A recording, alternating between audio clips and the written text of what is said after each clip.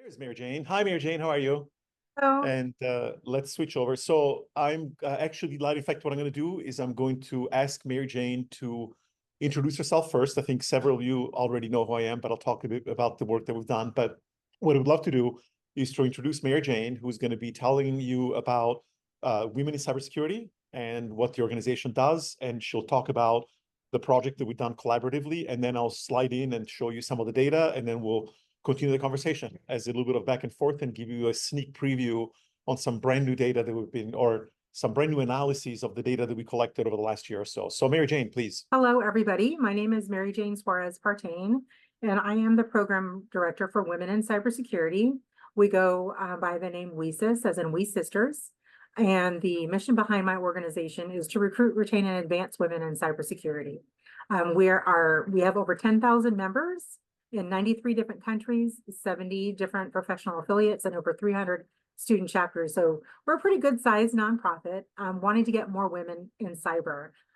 We've been around for about a decade.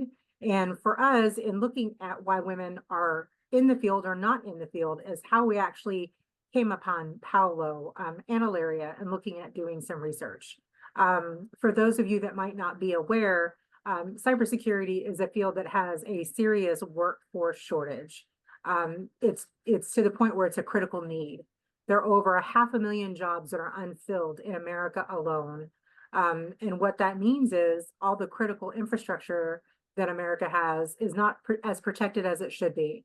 So think about, a couple months ago, there were pharmacies that were unable to fill pharmaceutical prescriptions. There have been police offices that were unable to use their online systems in order to provide ticketing, folks that were unable to access various needs and various resources because they weren't adequately protected and because they came under threat. So it's really important, number one, that we get the workforce fully staffed.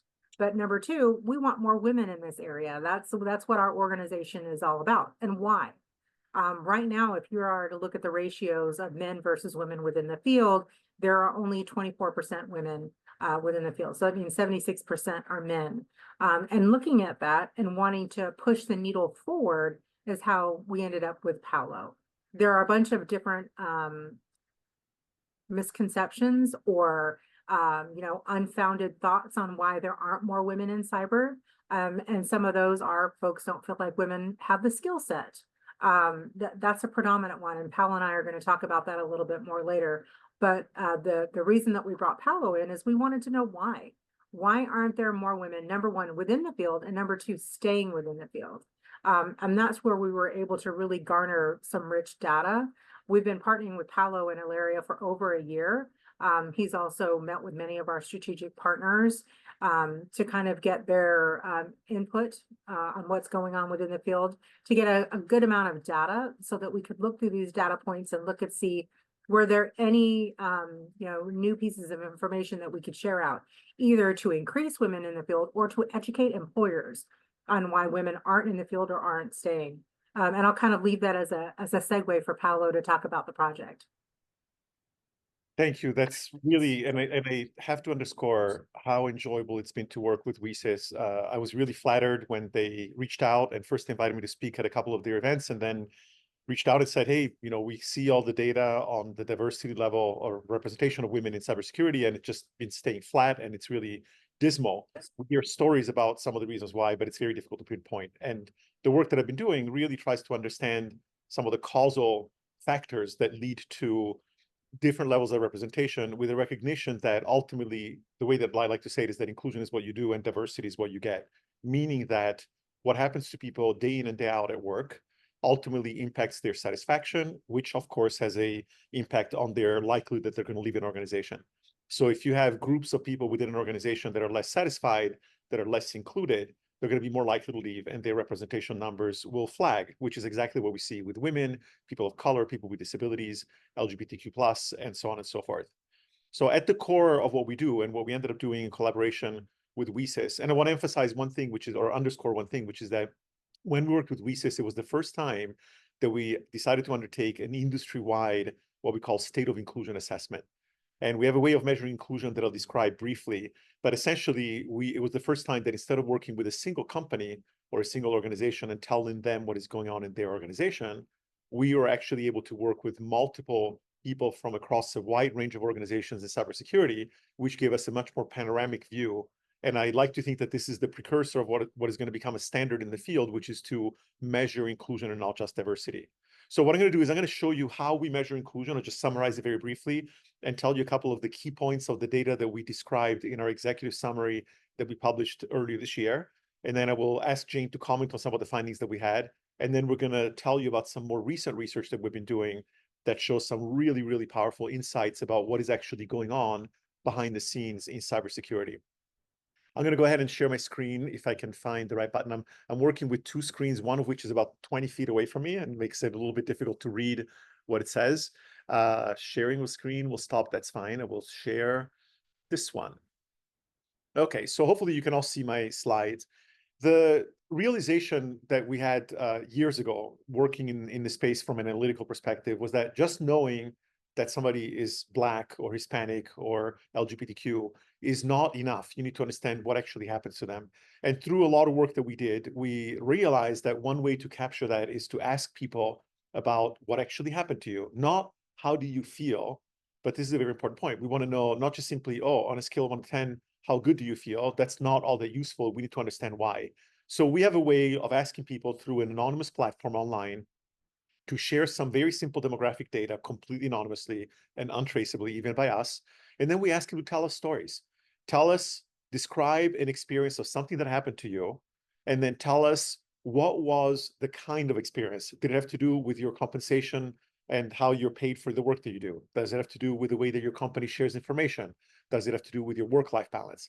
The 8 categories of experiences that you see on the screen right now are essentially the categories of what we use to, or what we ask people to identify with each experience that they share.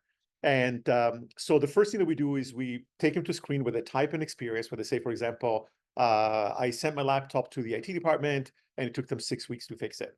And then we ask them, well, what does it have to do? Well, maybe this has to do with something about respect, because they felt that they were not being respected by the IT department. But then we also want to know something else, which is that, well, it's not just about the categories, but these experiences do not happen in a vacuum. They typically happen because of something within your organization, whether it's a policy or your leadership or your HR department, your managers, your peers, sometimes even the people that report to you, or even people from outside the organization, including your customers, your suppliers, your retailers, and things of that sort. So when we do that, we get a very, very powerful combination of quantitative and qualitative data that gives us amazing and actionable insights.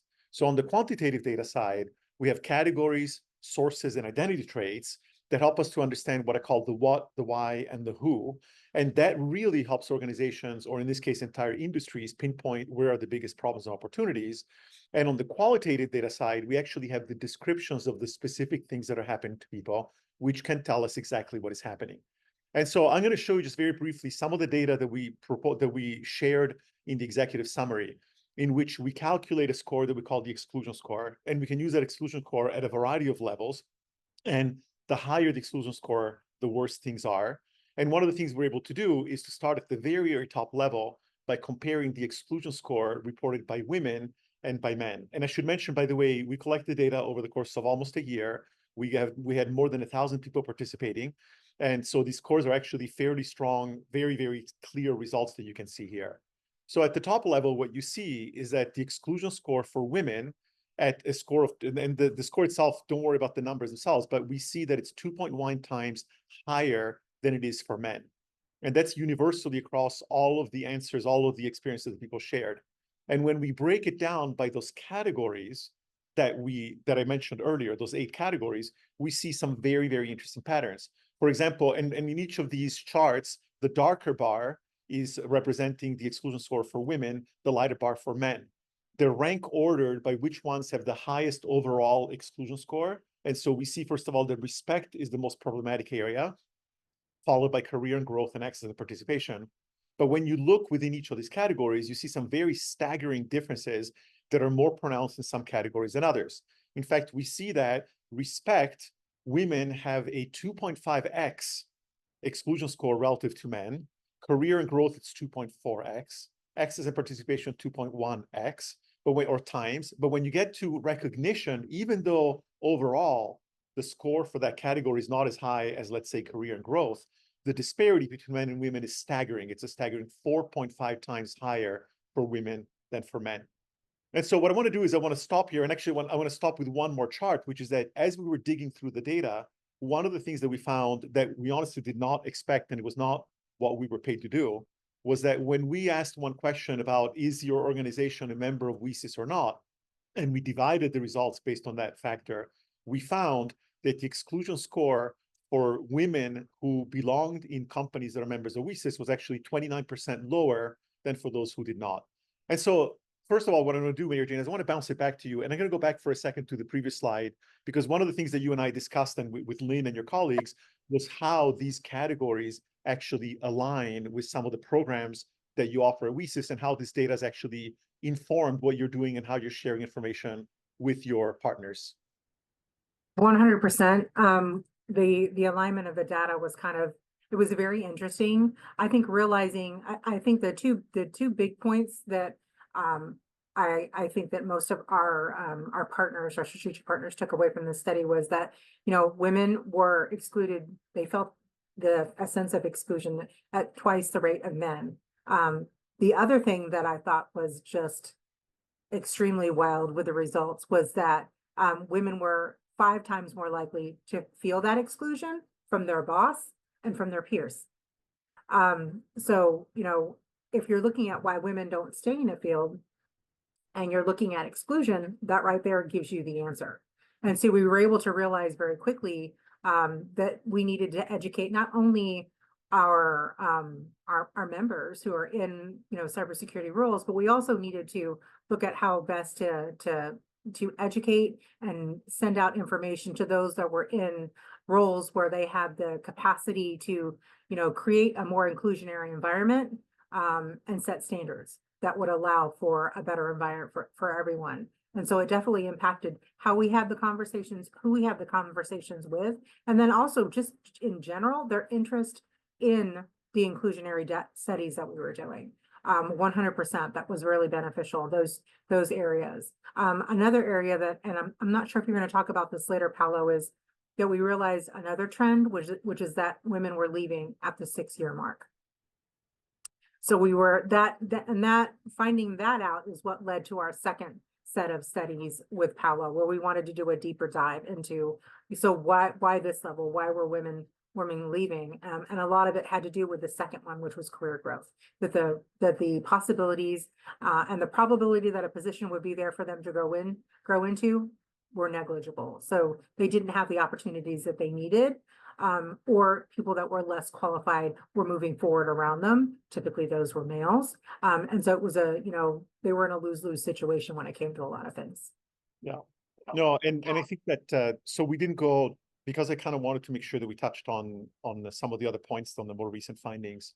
I didn't share a lot of the data that we got from the full study, but one of the things that was really, as you pointed out, we saw, it was very interesting to see how building it from the bottom up, building it from the experiences and collecting the data reflected a lot of the same patterns that then you tend to see macroscopically. And it kind of, reinforces that idea of inclusion is what you do and diversity is what you get.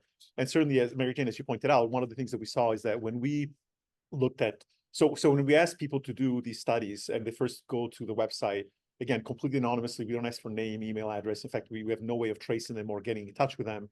But they're asked to share, if they wish, some demographic information and then some work-related information, including how many years have you been in the industry, how many years have you been with your company, and also like your seniority, your rank within the organization. And it was very interesting how we noticed the fact that after a certain number of years, like after 6 years in particular, there was a very definite, call it a cliff or a ceiling, depending on which way you want to look at it.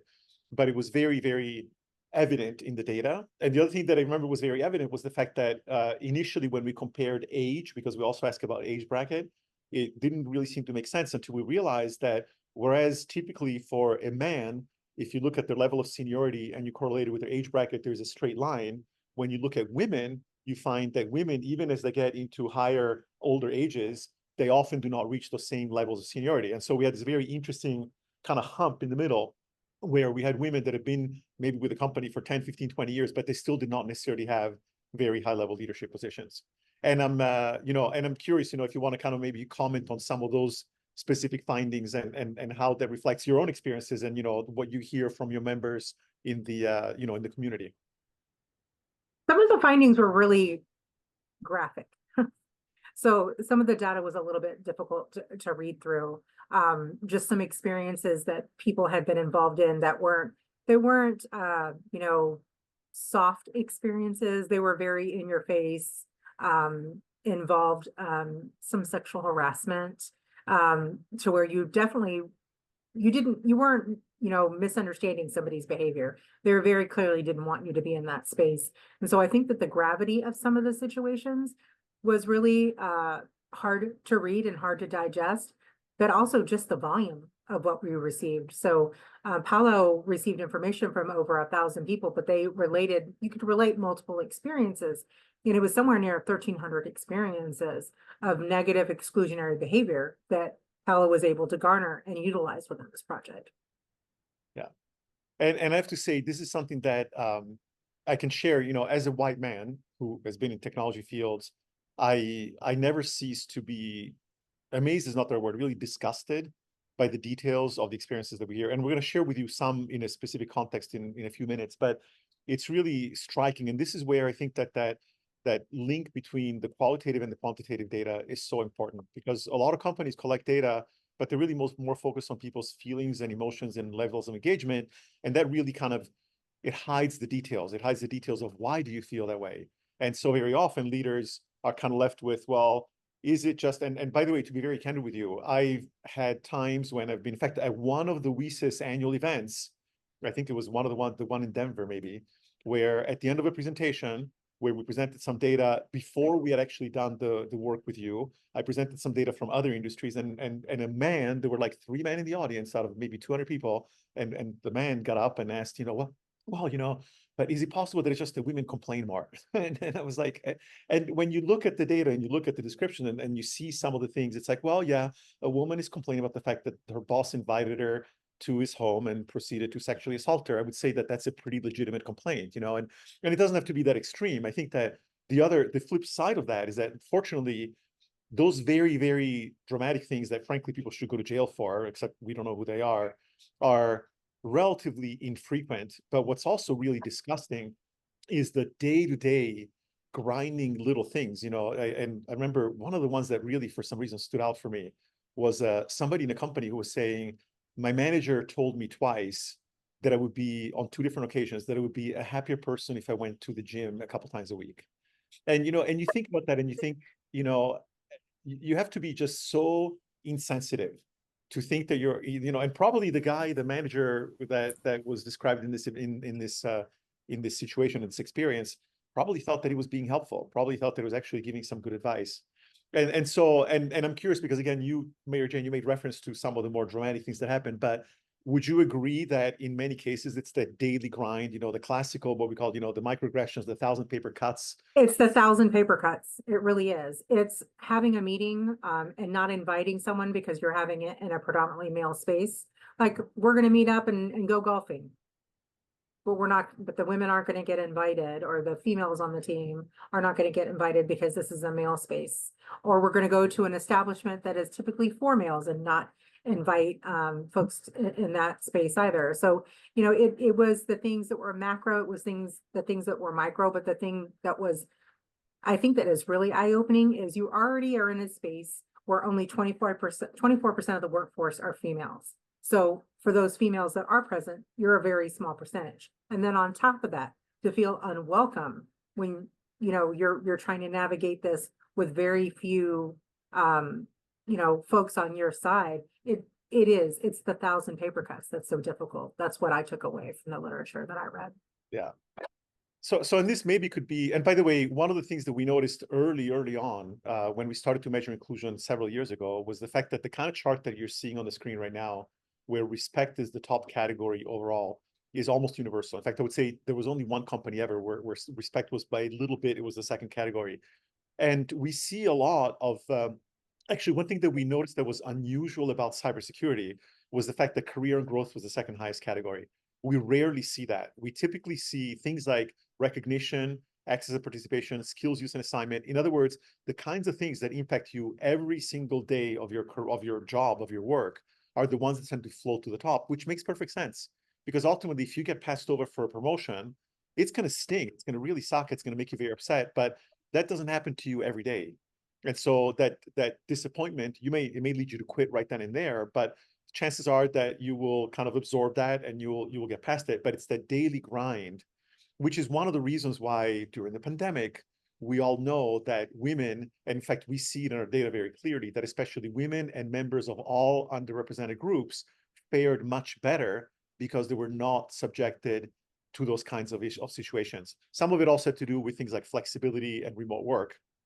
But so I thought this might be a really fun time to go into talking about what we dug out more recently. And by the way, I want to acknowledge my colleague Chibin Zhang, who is going to be actually giving the next presentation about a completely different project that's also really fun.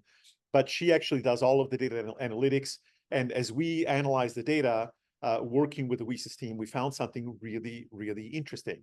And let me go ahead and tell you what we found. So when we look at the data, what we do is we do the quantitative analysis, and that tells us where should we look. So the categories tell us what are called the what is going on. You have big problems with respect in the organization. Then we look at the why. The why is the sources. And as Mary Jane pointed out, we saw, and very universally, it's always people, not policies. So it's leadership, management, and very often peers that cause problems. And the ratio of those, or the relative position, varies a lot in different fields. We find that in technology, there's actually more problems with peers when it comes to respect. Although we see also very large problems with leadership, there's a significantly stronger culture of poor respect, of not respecting women in technology than in other fields. But so then we usually then look at the actual comments that people write. And by the way, people, when they share experiences, there is a little checkbox that by default is set to no, that asks the question, are we allowed to use your experience in reports? And if they say yes, and we explain to them that if they say yes, we'll make sure that there's nothing that can be traced to anyone, but we will share the experiences so that they can serve as a lesson for people to understand exactly what is happening. So when we wrote the executive summary, we just took a few examples from each of the top categories. But then what we did is went back and said, well, let's look at what are some big clusters, because we sometimes notice clusters around specific themes. And here's what we found. We found a really, really interesting, we found that the largest single cluster of recurrent themes had to do with a lack of appreciation of technical skills. And I put women's in parentheses because when we start the analysis, we don't necessarily know that. So we look at a bunch of comments that talk about their technical skills not being appreciated, and then we look at it by gender. So let me show you what we found. We found something really, really interesting. We found that there were 1,300, as Mary Jane said, we had about 1,300 total experiences from over 1,000 people that specifically commented about something that had to do with their technical skills not being recognized. And those focused on two areas that had roughly the same numbers of experiences shared. One of them was poor treatment, specifically attributed to a perceived lack of skills, where you're literally told you're not as good as I am, or you're not good. But in many cases, it was more implicit, as in being asked to do a lot of the household tasks, like order the food for the meeting, clean up afterward, you schedule the meeting, you take notes and things of that sort. And what was very interesting about this was that of the 94 experiences, 91 came from women.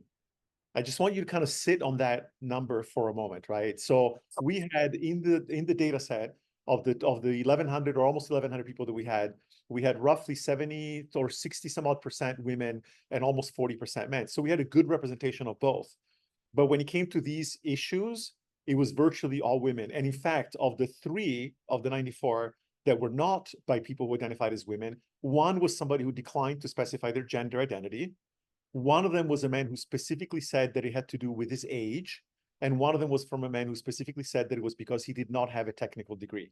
So all 3 were cases of discrimination, and none of them had to do with being white male cisgender like me, and virtually all of them had to do with women. But it turns out that if you do the math, it also means that of our database, we found, or the data we collected, we found that roughly 1 in 5 women, nearly 20% of all the women who took part in our exercise, reported at least one experience of this type. That's a pretty good number, compared to men, where only 1%, 1 in 100, actually reported a problem of this type. And as I said, when they did report it, it had to do with ageism and had to do with educationism, if you want to call it that. Now, what I want to do is, and Mary Jane, I was going to share some of the experiences, and maybe we can kind of like take turns at reading some of them out. But this is where you really get a sense of what that means. And so, Mary Jane, since I've been doing more of the talking, why don't you just like do the pleasure? Like, I know most people can read the screen, but tell us about these experiences and whether you have ever heard of anybody complain about these things. After introducing myself with my role, I've had individuals ask to speak to a guy who works in IT instead of me. I do work in IT. Yeah. And this was a senior person, a woman in cybersecurity. And let's see, how about the next one? I'll read this one because it talks about a male manager. I'll be the male manager. When in meeting with a male manager, customers will ask him questions, even though I am the subject matter expert and organizer of the meeting. My manager will answer the question and not ask me for additional input. And I just want you to kind of pause and think about that. And by the way, I know, Mary Jane, you're shaking your head. And these are not isolated incidents. These are not, we saw 94 stories, of which several had this very flavor. And one thing that I want to just mention in passing, and then we'll read the next one. A lot of what you're seeing here is not unconscious bias. It's not unconscious bias. Asking somebody on the phone, I don't want to talk to you, I want to talk to a man, is not unconscious bias. And neither is a manager taking credit and not amplifying the voice of the person that is actually, in this case, responsible for what's being presented. And that's something that I think is a recurrent problem, is that we try to focus on unconscious biases and we don't recognize that it's a problem with the lack of ways of controlling these kinds of behaviors in an organization, and more importantly, ways of even measuring them and recognizing them. So how about the next one? Mary Jane, do you want to do the honor here? When interviewing for a promotion, I was required to write a 2-page paper on my most technical contribution. 2 male peers who went through the same interview process did not have to write a paper. Yeah. And somebody earlier in one of the conversations today was talking about the self-confidence, not self-confidence, but they talk about, you know, being confident in yourself and how profoundly that is impacted by the way that people behave toward you.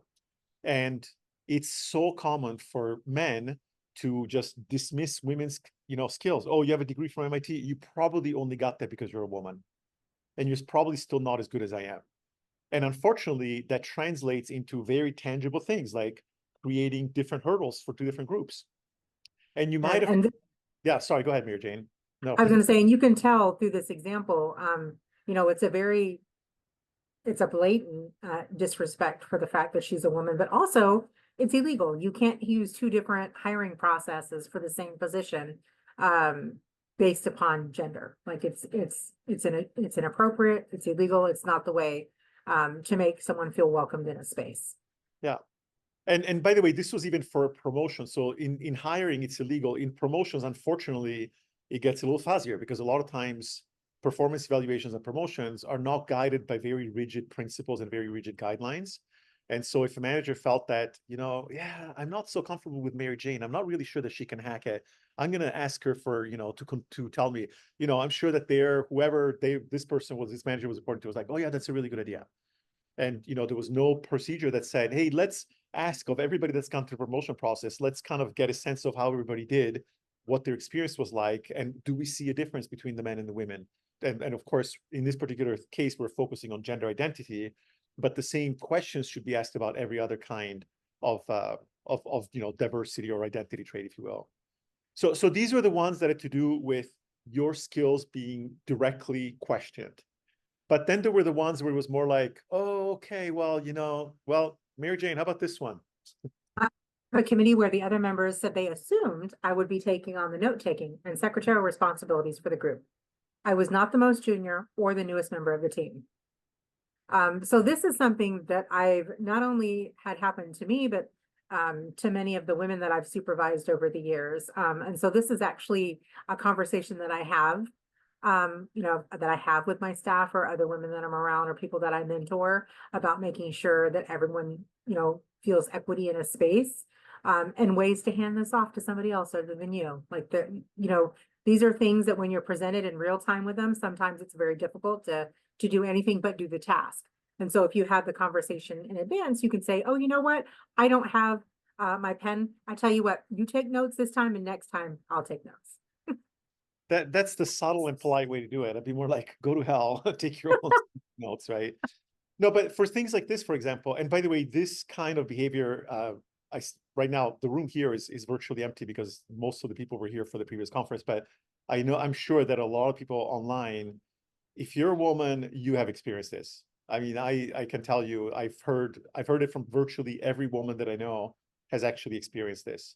Or this is slightly different, but same kind of idea, where after the admin support left, all of the admin duties were assigned to the 2 women in the branch out of the 30 people. Both women are technical professionals of many years, and they were the only 2 women, and you do the admin work. Same kind of idea.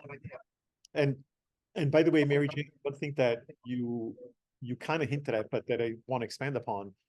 One of the things that I've heard some research, I think it was in HBR, where they talk about this tax about and I forget that it's not the household tax, but it's something like that, where basically you get double penalized because a lot of women are asked to do, and these are menial things, but there's more things like, well, you're the one that fixes the problem for everybody. You're the one that takes care of things, going on in the background. And then when it comes to performance review time, your manager says, oh, you didn't sell as many widgets, or you didn't write as many lines of code.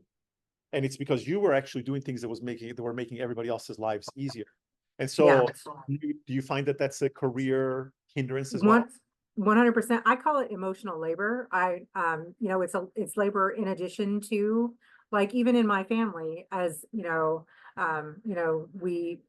have a typical marriage, and I would say that I do, 95% of the emotional labor. I'm still the one that's making sure that his mother has her birthday card, or that, the kids have everything they need to do X, Y, and Z. And that happens in the workplace. So also is that you're doing a lot of what are considered household tasks that don't count towards your promotion or increasing your work portfolio or, showcasing your talents. They're really the things that you need in order to move forward, that if they were missing, it would cause a problem in the workplace, but they're not valued the way other portions of your job are. Yeah. And on that note, I mean, this third one, by the way, is very similar to the previous ones, right? I mean, we don't need to go through and kind of flog this particular horse to death, but these are incredibly common problems, and they basically place the burden on a class of people. In this particular case, we're talking about women, but we see it in other things. And in fact, the next conversation that will start in 5 minutes, we will talk about frontline workers and how, in a very interesting and parallel way, we see something very similar in the world, where basically we tend to abuse our frontline workers in a way that creates a lot of problems for them. And just as we have shown at Alaria that treating women better ultimately will help you to make more money and reduce your costs, we can show that in much broader, much more general senses as well. So the last thing that I wanted to do is Mary Jane, would you mind talking about, because one of the things that we've heard people say, some of you might be familiar with there was a famous memo that James Damore, a former employee of Google, published a few years ago, in which he basically said, hey, Google, great that you're doing all this DEI stuff. And this was before the backlash really began to mount. But hey, you know what? The reality is that men are just not as suited to the technical work that we do as women. And he actually ended up being terminated for it. And that created, furor, and it was not really very good. But unfortunately, that kind of mindset leaves this lingering question. Well, maybe there is a reason why women are being asked to do these things. So WeSys has done something really interesting, which is that they work with another company to test whether, in fact, it's the case that women are less skilled than men. And what did you find? Tell us about it. So we worked with a company called N2K, and they have a hard skills assessment, and it's based on scenarios. And so it's not like, I think I can rate how well you think you can do penetration testing, rate how well you think you would do in governance. No, it's scenario-based testing. So if you are an X scenario, Y has happened, what is your next step? And then you say how you would proceed. So it's a hard skills analysis. It takes about 45 minutes to take the assessment. We had nearly 400 folks within WeSys members take the assessment. And what we found was actually the opposite of what folks had been saying, is that actually the women at WeSys were more skilled than the men who had also taken the same assessment. And in comparison to N2K's other clients, the women at WESIS outperformed in 17 of 20 categories, and all 7 of the NICE areas, in the NICE framework, we outscored. So it was not the case whatsoever that women in cybersecurity did not have the skill set. As a matter of fact, women that were in more junior roles had higher skill sets. And so it wasn't what we thought it was going to be, or what other folks might have thought, that we were going to show that women were less skilled. We actually were able to show through this hard skills assessment that wasn't the case. It wasn't the case at all. Yeah. So the punchline, and we're working right now on a blog we've actually submitted to a journal, and we're hoping to see, we're going to see whether it gets published or not, but we're going to publish some of these results. We have some other interesting results that we found that are related to DEI, and I'm not going to go into the details other than to tell you that when we've seen a growing number of people complaining about DEI as part of this exercise, and initially, as we kind of suspected, it was a lot of white men complaining about it, but what we found recently is that in more recent times is that we get equal numbers of complaints about DEI initiatives from both from those who identify as white, male, cisgender, heterosexual, and as well as anyone who belongs to a historically underappreciated group. And in fact, but the complaints are very different, where the white men tend to complain that they're being discriminated against. They tend to complain that they're not valued by their company anymore. Whereas a lot of times the members of underrepresented groups complain that they become labeled, that all of a sudden the focus on DI is performative, and that what it ends up doing is that it makes people feel that there is no, that essentially there is no way for them to benefit from that because they're going to be labeled as DI hires, and it's actually counterproductive. So I hope that you have appreciated the value of what you've seen, and I want to emphasize one aspect of it. One, I noticed a comment in the chat about, we need to train people, etc. I love one of the comments that you made, Mary Jane. This kind of data, when we show it to leaders, it really opens their eyes, because the fact is that this kind of problem is invisible to them. And so we are really optimistic that the kind of work that we did here, by the way, not this particular data, but the early version of the case study is actually one of the case studies in the book on measuring inclusion.